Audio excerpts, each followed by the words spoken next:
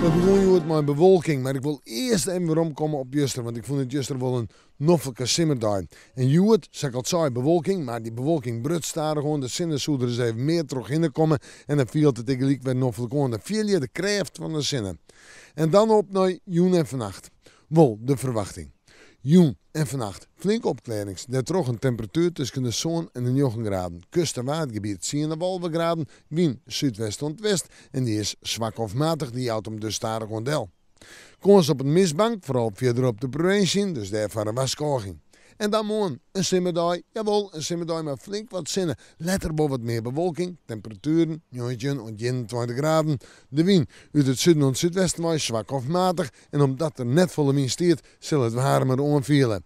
En morgen aan het begin van juni is het nog 19 of 20 graden, dus dik warm. En dan terug naar de junetijd, letter en de nacht. Dan is de lucht bruin en dan hebben we rein en lichte rein. Waasje, het vooruitzicht. Waasje en daarmee rein, lichte rein, letter een droege periode, maar eerst ik nog een paar buien.